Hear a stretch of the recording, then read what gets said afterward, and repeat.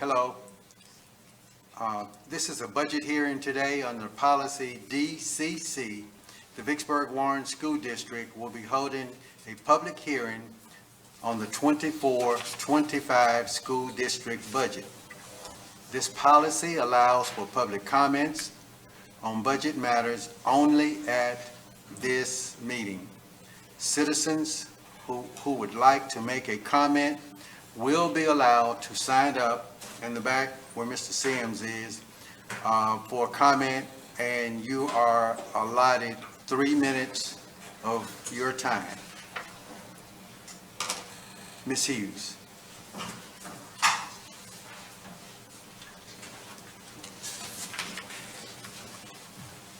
Good evening. Hello.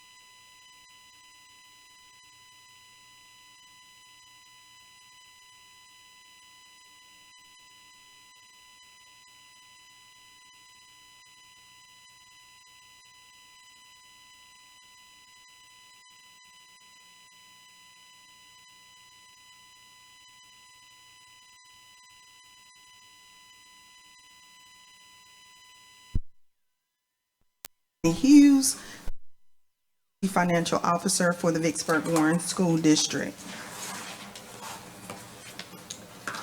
I will begin with our mission statement for the Vicksburg Warren School District.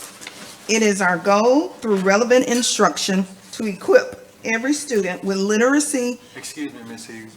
Oh, you got it? Your light is on your phone, on your phone. I apologize. That's okay.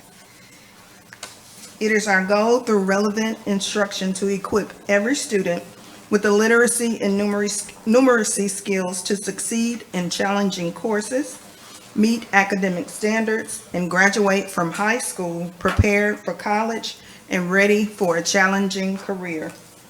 Our finance mission statement is to provide an environment of financial stability with solid internal controls in order to provide sufficient resources to our students, teachers, and administrators for the advancement of instruction. Our support role is to work to ensure the processes are in place so that employees are paid correctly and timely. Instructional resources are made available to the classroom instructor in order to build and provide a secure and viable learning environment. And controls are in place to protect VWSD from risk of financial exposure. The Vicksburg Warren School District is governed by President James Sturgis Jr., Vice President Brian Pratt. We also have Alonzo Stevens as a member. Tawana Dotson is the secretary, and Joe Leviza. The Vicksburg Warren School District has in the county population of 41,961 that reside in the county. Inside the city limits, 19,767. Of that 41,961 for the county population, 16% of that represent the number of students within the Vicksburg Warren School District. For 2023-2024, the student population was 6,819 students. We have 583 teachers and professional staff. Of that number, 58% of our teachers and professional staff have advanced degrees. The graduation trend, as you see the trend from 2015 to 2023, we have increased that graduation population. Last year, we saw a 2.5% increase from 89 to 91%. Vicksburg Warren School District has high property values. We are the third largest employer in Warren County, and we run approximately a $50 million budget, and we pay on average $15 million annually to our vendors.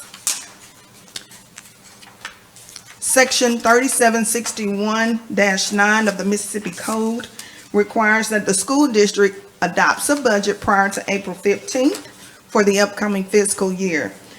We are using our budget in terms of numbers, to speak or convey to the public our educational plan for the school district. This year, we met with each of our school principals and each of the department directors, and we based our teaching population on student-teacher ratio. So we wanted to ensure that each school received appropriate allocations based on those numbers of the number of students within the school, and an appropriate allocation that will help accommodate their educational plan for their individual schools. And of course, we always want to be conservative and realistic.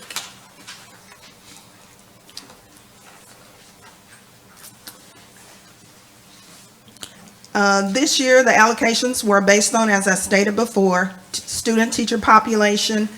Also, the district directors and principals, they will be in charge of their own budgets. The goal this year is to meet with them individually every month and collectively, so that they know and understand what's in their budget. We will also have financial classes, so to say, so that they are aware of MDE's accounting codes, how to place those codes within their own budget, what they mean, and what does it mean when we're using those codes within their budget. And of course, we do allow the principals and directors to transfer funds as they need them from certain account codes. Of course, we do not allow them to transfer funds from the salary and or benefit category. If you notice our population trend from 2021 to 2024, it is slightly down by about 2,000 in the population. Student enrollment numbers, if you look at the student enrollment numbers from 2020 to 2024, of course, we have about a 600 student decline in that. For 2024-2025, we have some projects that are on tap. 4 multipurpose rooms, Bovina, Warrenton, South Park, Redwood. We'll see those buildings bid here pretty soon. We also have bathroom renovations scheduled for Vicksburg High School, a full cottage renovation for River City Early College. We also have the paving projects that we have underway, that is Army-Navy Drive, Redwood, and Vicksburg Junior. Awnings are going to be placed at Bovina and Redwood, and we have 2 new positions, that is a teacher assistant and an instructional technologist. Our budget summary for the year, currently the fund balance is at $25,031,269.71. Our projected revenue for 24-25 is $116,250,885.78. This is our last year for ESSER, and it is included in this projected revenue of 116. So ESSER currently has $13,992,230 remaining. Of that, we will use a portion of that for the multipurpose rooms, for the bathroom renovations. So these dollars will be allocated for those projects. And of course, we are still closing out the HVAC project at Sherman Avenue, Warren Central Intermediate, Dana Road, and VIS. When you subtract out the ESSER revenue, the district itself, including debt service, is scheduled to receive $102,258,654.91. Of that, we have budgeted $99,259,113.45. We are expecting to have or add to the fund balance $2,999,541.46. And if all goes well, at the end of 2025, we'll have a fund balance of $28,030,811.17. So the breakout of the revenue, of course, the local source is comprised pretty much of, the majority of it is Avalorum.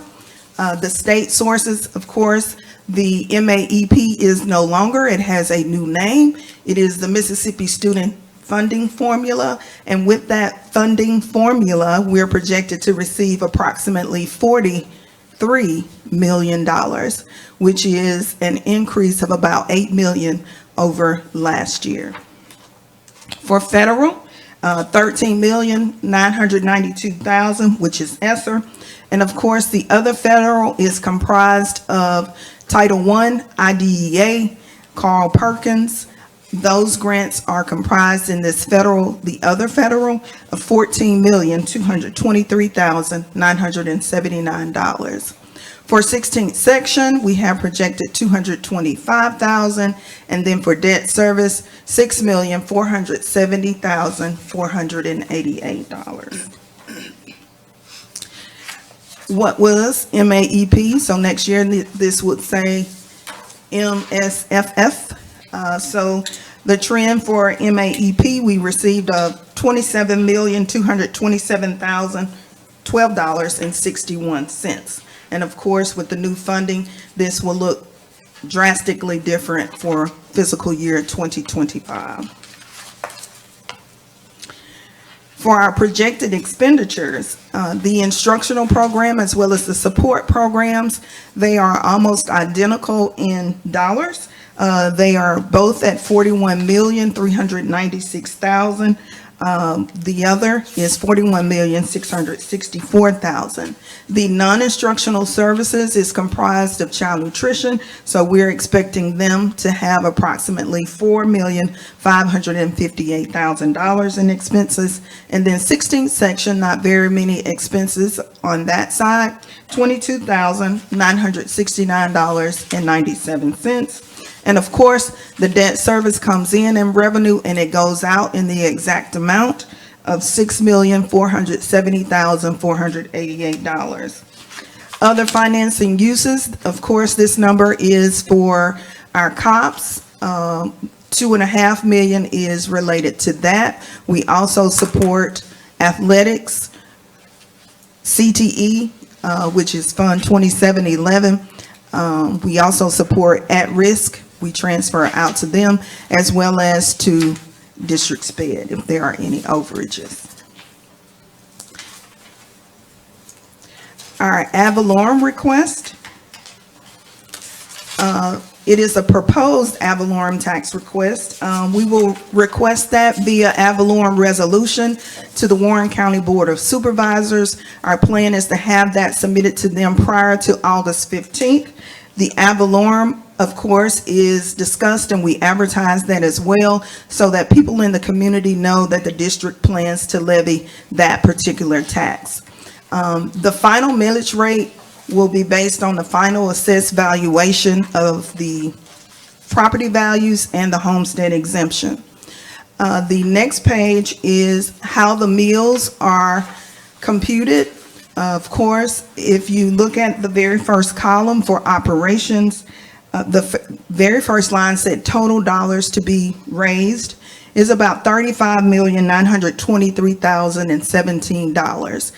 This information is provided to me by the Warren County Board of Supervisors, Ms. Loretta Brantley. We drop it into this and it calculates the value of a meal. So one meal is equal to $642,555. And if we were to assess 55 meals, that's how we get the $35,923,000. And of course, all of the other columns list our general obligation bonds, our 3-mil notes, and our long-term notes, limited tax notes, which are supported via the taxpayers through our Avalorum request. The Avalorum This past fiscal year, so far to May, we have received $31,238,491.42. And of course, this is our publication to the Vicksburg Post, notifying the public that the district plans to levy ad valorem this upcoming fiscal year. We did receive our Mississippi Student Funding Formula, and inside of that funding formula, it called for a $3 million increase in local contributions. We are still in the process of calculating where that final number will be and if that will, or what impact that will have in terms of the millage rates. So we are still calculating that. There are a couple of things that we're working through to ensure that the district's tax base or ad valorem base does not decline, but at the same time, we do not want to levy any additional taxes to the taxpayer. So we are being very careful about that calculation. Question real quick. So we're still not able, we still can't levy more than 55 million? We cannot. Okay, so where's the additional $3 million? So when they did the new formula, the student funding formula, it tells what the local contribution rate is compared last year compared for 25. And that funding formula placed more of a burden on the local governing authorities. So last year, that number was a little over 11 million. And when the formula was done for 25, it increased that number to 15 million of local contribution. And that's why we're in the process of trying to make sure that that local contribution, it doesn't necessarily mean that we have to ask for it, but it means that the state of Mississippi has now said that the local government has to support education a little bit more. For us, it was 3 million, but other districts, it was about 400,000. Some didn't see any in local contribution. So it was just the impact of how the formula was done at the legislature side that caused the increase to be calculated at the Mississippi Department of Education. So I'm confused as to how you generate $3 million more in local contribution. Right. If we're only able to levy 55 million. 55. Correct. So when we received notification from the Mississippi Department of Ed, we were looking at what the meals would generate at a 55 meal rate. The information we received in May really stated, this past May 2024, stated that the district really was not at 55 meals, that it's at 52 meals that's being assessed currently. So that raised a level of concern on my behalf, that I had a conversation with Dr. Holloway to have somebody to sit down with me and look at those numbers to make sure that once we develop our base, the state recognizes an ad valorem base. And I did want to ensure that whatever that base is, that we were able to represent that in our calculation ad valorem worksheet. So once you change the base or do not report your base, let's say your base is 38 million, but you report it at 35, you forever lose those dollars.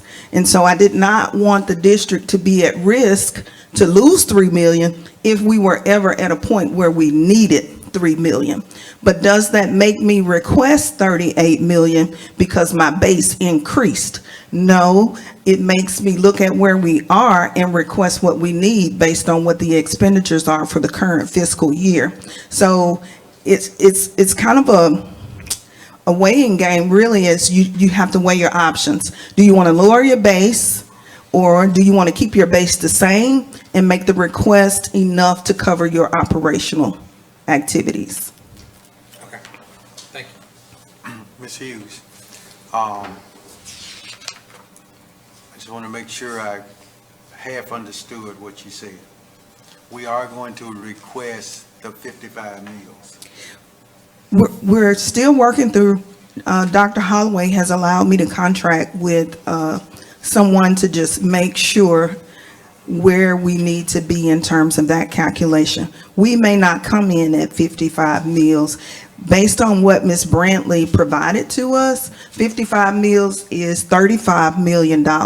Right now, currently, we're not assessing that. We're only assessing 32 million. Yes, ma'am. Okay. And I'll tell you why I asked that question, which is what you said earlier. I'll just reiterate what you said.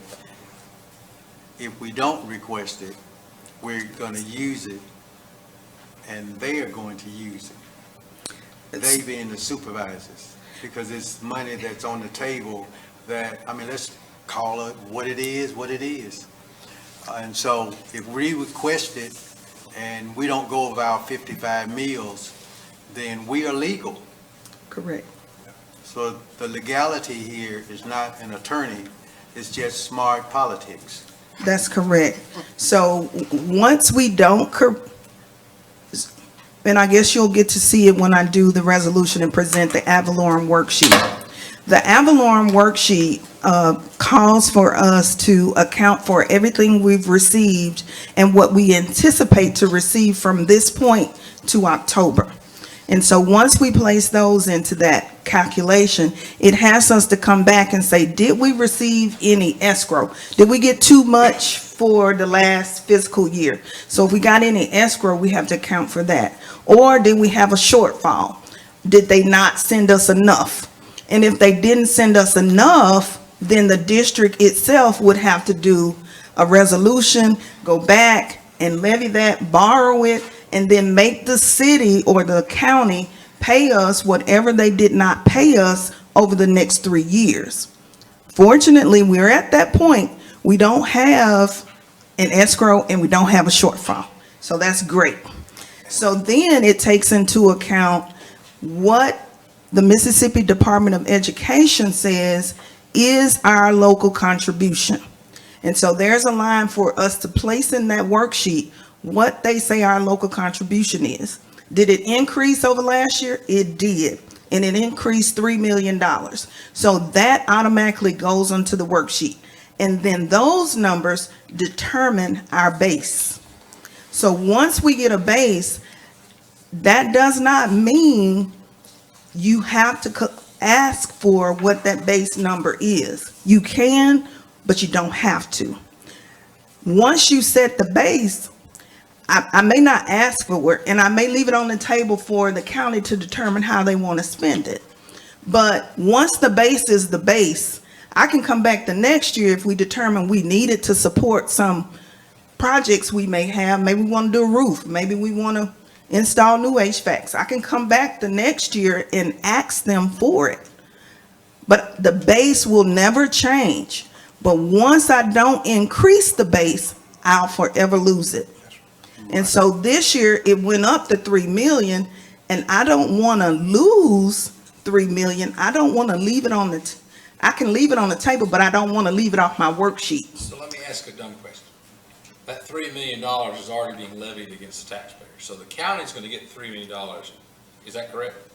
The county is going to collect $3 million more this year that would have been ours if we take it. Yes.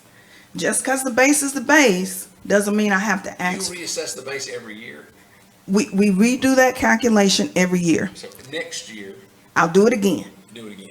I'll do it again. And there's some provisions if something happens to us financially, you look at that base cost over the law allows you to go back for 2 years. That's why you don't want that number to drop, because Right. it can impact you in the future going forward Right. significantly. Okay, thank you. And- I think I understand. Okay, and so I'm trying to make sure the base is where it needs to be. Because the state's trying to make sure that the local communities are paying their fair share of, and not relying on the state to make up the difference. Of this new funding formula. Thanks to the new funding formula, it's really why that local contribution amount increased. So, Ms. Hughes,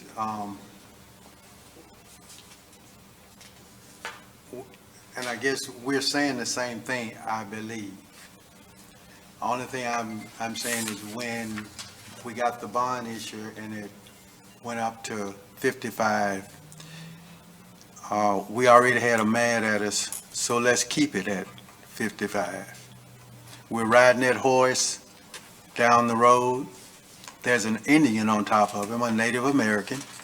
And so let's just keep going with the 55 because we don't need to leave anything on the table for chance. And when I say there's a Native American, of course, I'm an Alcorn Brave, so that's why I say it's an Indian on the horse riding down the street. I don't want anyone to get mad at me. But yes, I don't think we need to, and Jim Sturgis' opinion on it, there are 4 other people on this board who has 4 different ideas. And to try to go make a note and do all of this garbage and go back through all of this rigmarole, why would you when it's an easy road to follow at this particular time? So is there a penalty for, I assume that there's got to be some penalty in the formula if a community is not exercising that full amount they can levy or take, that there's a penalty the state in their formula, if they're going to contribute, they're going to contribute less, so you will contribute. You follow what I'm saying? There's a minimum they're supposed to contribute, I think it's 27 or 28 meals, I can't remember exactly. So But that's there's the a only minimum. penalty is if you contribute less than 20. And then the last thing to the worksheet, it just takes into account if you have any increase in your property values. And then we add that increase, and then that determines how much we're able to request for operational purposes. And so we're trying to make sure whatever we need to put on that form to make that base be the base, we want that base to be correct so that moving forward and we look back 2 years, we know that the base, if it's 38 million, it's 38 million. That's what they would have to pay us if that's the base.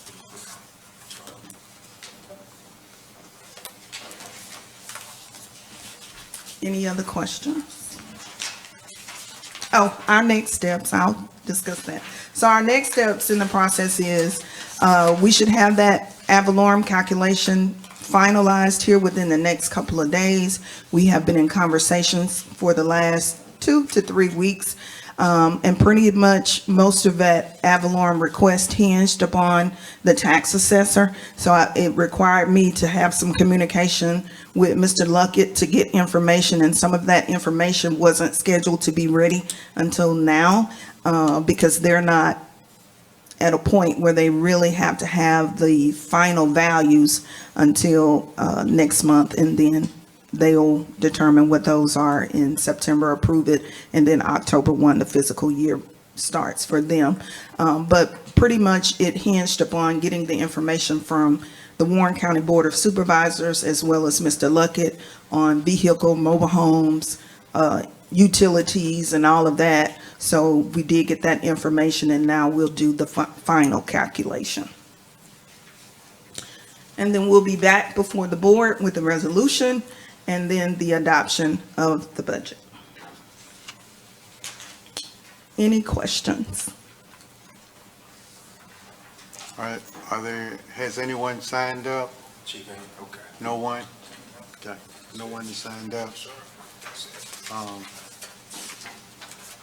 Ms. Dodson, do you have anything? No, sir. Mr. Superintendent? Mr. Pratt? Okay, there is no newspaper, you have no questions? So with that then I guess we'll adjourn the meeting if there's no questions. We appreciate you coming. Everybody have a beautiful day. This meeting is adjourned.